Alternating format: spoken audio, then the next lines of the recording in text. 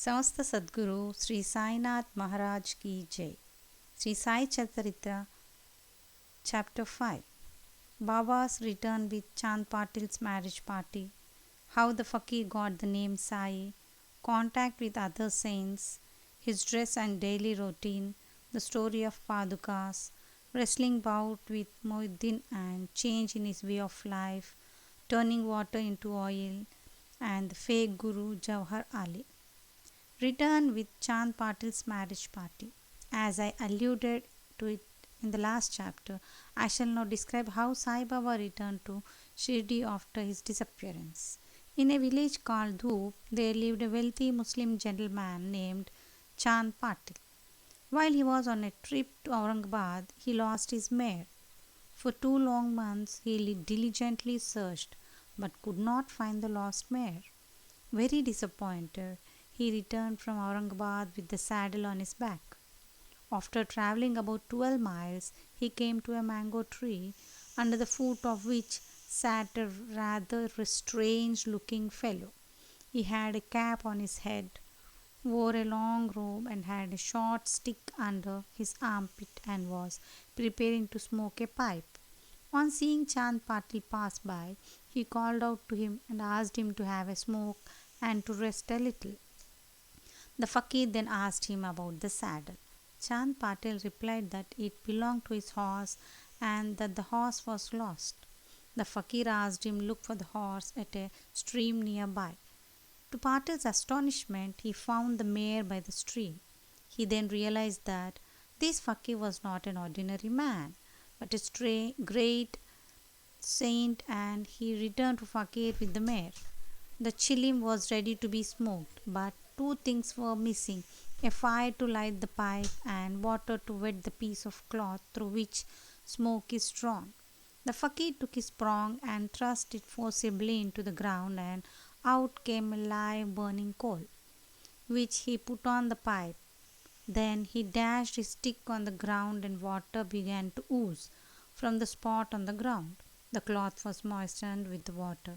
The water was squeezed out and it was wrapped around the pipe. Once everything was complete, the fakir smoked his pipe and then gave it to Chand Patil. On seeing all this, Chand Patil was wonderstruck. He requested the fakir to come to his house and accept his hospitality. The next day, the fakir went to Patil's house and stayed there for some time. Patil was a village officer in Dhoop. His wife's brother's son was to be married and to bride was from Shirdi. So Patil made preparations to leave for Shirdi to attend the wedding. The fakir also accompanied the marriage party. The wedding went off without any hitch and the party returned to Dhoop. However, the fakir stayed back in Shirdi and remained there forever. The fakir got the name Sai. When the marriage party came to Shirdi, it alighted at the foot of a banyan tree in Bhagat Mahalsapati field near Khandoba's temple. The carts were parked in the open courtyard of Khandoba's temple. The members of the party descended and the fakir also exited on one of the carts. Bhagat Mahalsapati saw the young fakir getting off the cart and said, "Ya Sai, welcome Sai." Others also addressed him as Sai, and henceforth he became known as Sai Baba. Contact with other saints. In Shirdi, Sai Baba began to live in a deserted, dilapidated mosque. A saint named Devi Das had been living in Shirdi for many years before Baba came there. Baba liked his company and he lived with him in the Maruti temple in the Chavdi and sometimes lived alone. Then another saint named Janki Das arrived. Baba spent most of his time speaking with him, and Janki also visited Baba in the mosque. Another saint from Punthabe named Gangagir regularly visited Shirdi. When he first saw Sai Baba carrying pitchers of water to water the garden, he was amazed and said, "Blessed is Shirdi and that it got this precious jewel. This man is carrying water today, but he is not an ordinary fellow. As Shirdi is lucky and meritorious, it has secured this jewel. A famous saint named Anandnath of Yevala Math, a disciple of Akkalkot Maharaj, came to Shirdi with a few people. When he saw Sai Baba, he said, "This is precious diamond in reality. Though he looks like an ordinary man, he is not an ordinary stone, but a diamond in disguise. You will realize this in near future." Saying this, he returned to Yevala. All this happened while Baba was youngster. Daily routine. In his youth, Sai Baba grew hair on his head, never had his head shaved, and also dressed like an athlete. When he went to Rahata, he brought back with him small plants of marigold, jai, and jui, and planted and watered them. A devotee named Vaman Tatya supplied him daily with 2 earthen pitchers. With these, Baba himself used to water the plants. He drew water from the well and carried the pitchers on his shoulders. In the evening, the pitchers were kept at the foot of the neem tree. As soon as they were placed there, they cracked as they were not baked. The next day, Tatya supplied 2 fresh rock clay pitchers. This course went on for 3 years, and with Sai Baba's effort, there grew a flower garden. On this site stands the big mansion, the Samadhi Mandir, which is now frequented and used by so many devotees. The story of Padukas under the neem tree. A devotee of Akkalkot Maharaj named Bhai Krishnaji Ali Bakkar worshipped the photo of Akkalkot Maharaj. He once thought of going to Akkalkot, receiving the darshana of Padukas, and offering his sincere worship there. But before he could go there, he had a vision in his dreams. Akkalkot Maharaj appeared in the vision and said to him, "Now Shirdi is my resting place. Go there and offer your worship." So Bhai changed his plans and came to Shirdi, worshipped Baba, stayed there for 6 months and was happy. As a symbol of this vision, he prepared the Padukas and installed them on the auspicious day of Shravan, Shaka 1834. These Padukas were installed under the neem tree with due ceremonies and formalities, which were conducted by Dada Kelkar and Upasni Maharaj. Dikshit Brahman was appointed to perform the worship rituals, and the management was entrusted to a devotee named Sagun. The complete version of this story. Mr. BVDO, retired Mamaltadar of Thana and a great devotee of Sai Baba, made inquiries about this matter with Sagun Meru Naik and Govind Kamlakar Dikshit, and has published a full version of story of the Padukas in the Sai Leela, volume 11. In that it read as follows. In 1912, Dr. Ramarao Kothare of Bombay came to Shirdi to receive Baba's darshana. His assistant and his friend Bhai Krishnaji Ali Bakkar accompanied him. The assistant and Bhai became very close to Sagun Meru Nayak and G.K. Dikshit. While discussing things, they all agreed that there ought to be a memorial of Sai Baba's first coming to Shirdi and sitting under the holy neem tree. They thought of installing Baba's Padukas there and were going to make them of some rough stone. Then the assistant suggested that if this matter was mentioned to his boss, Dr. Ramarao Kothare, he would prepare nicer Padukas for this purpose. Everyone liked the proposal and Dr. Kothare was informed of it. He came to Shirdi and drew a plan of Padukas. He went to Upasni Maharaj in Kandoba's temple and showed him his plan. The latter made some improvements, drew lotuses, flowers and conch and a disc and a man, and suggested that the following verse regarding the neem tree's greatness and Baba's yogic powers be inscribed. The verse is as follows. Sada nimba vrikshasya moola adivasat sudashravanam tiktamapi apramiyatam tarum kalpavari vrikshadikam sadhayantam namamishwaram sadgurum sainatham.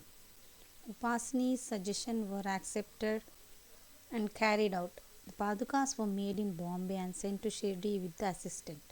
Baba said that they should be installed on the Paurnami of Shravan. On the day at 11 a.m., G.K. Dikshit brought them on his head from Kandoba's temple to Masjid in a procession. Baba touched the padukas, saying that these are the feet of Lord, and asked the devotees to install them under the foot of neem tree. G.K. Dikshit worshipped the padukas daily, and later this was done by Lakshman Kacheshwar Jakhadi. For the first 5 years, Dr. Kothare sent 2 rupees per month to light lamps, and he also sent the railing around the padukas. Jakhadi performed the worship afterwards, and Sagunmer Nayak offered the Naivedya and lit the evening lamps. Bhai Krishnaji was originally a devotee of Akkalkot Maharaj. He came to Shirdi at the time of installation of the Padukas. On his way to Akkalkot, he wanted to go to Akkalkot after receiving Baba's darshana. He asked for Baba's permission to leave for Akkalkot, and Baba said, "What is there in Akkalkot? Why do you go there? The incumbent Maharaj of that place is here." Hearing this, Bhai did not go to Akkalkot. Instead, he came to Shirdi regularly after the installation of Padukas. Mr. B.V. Dio concluded the Hemadpant did not know of these details. Had he known them, he would not have omitted from satcharitra. Wrestling bout with Mohiuddin Tamboli and a change in his way of life. There was a wrestler in Shirdi named Mohiuddin Tamboli. Baba did not agree with Mohiuddin about some issues, and they had a fight. In this, Baba was defeated. Henceforth, Baba changed his dress and mode of living. He began to wear a kafni and langot and covered his head with a piece of cloth. He used a sack as his seat, another sack as his bed, and was content with wearing worn out rags. He always said that poverty is better than kingship and far better than lordship. The Lord is always a friend of the poor. Sai Baba did not interact much with people. He only gave answers when he was questioned. During the day, he sat under the neem tree or sometimes under the shade of the branch of a tree near a stream. In the afternoon, he used to walk at random and go at times to Neemgaon. There, he frequented the house of Bala Saheb Dingle. Baba loved Bala Saheb, his younger brother. Nana Sahib had no children, though he had married a second time. Bala Sahib sent Nana Sahib to receive Baba's darshan, and after some time, with Baba's grace, Nana Sahib had a son. From that time onwards, people began to come in large numbers to see Sai Baba. His fame began to spread and reached Ahmednagar. It was from Ahmednagar that Nana Sahib Chandorkar, Keshav Chidambar, and many others began to come to Shirdi. Baba was surrounded by his devotees during the day and slept at night in an old and dilapidated mosque, the masjid.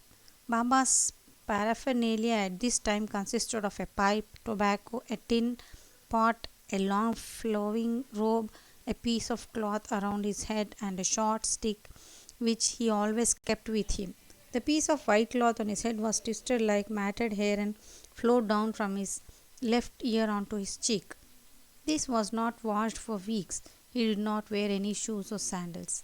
A sack was his seat for most of the day. He wore a cloth waistband and to ward off the cold. He always sat in front of Duni, facing the south, with his left hand resting on the wooden railing. In that Duni, he offered as an oblation egoism, desires, and all his thoughts, and always said the words Allah Malik. The masjid in which he sat had 2 rooms. After 912, there was a change. The old masjid was repaired and a pavement was constructed. Before Baba came to live in this masjid, he lived for a long time in a place called Takia, where with small bells tied to his legs, Baba danced beautifully and sang with tender love. Turning water into oil. Sai Baba was very fond of lamps. He used to receive oil from shopkeepers and keep lamps burning the whole night in the masjid. This went on for some time. Once the shopkeepers who supplied oil for free met and decided not to give him any more oil.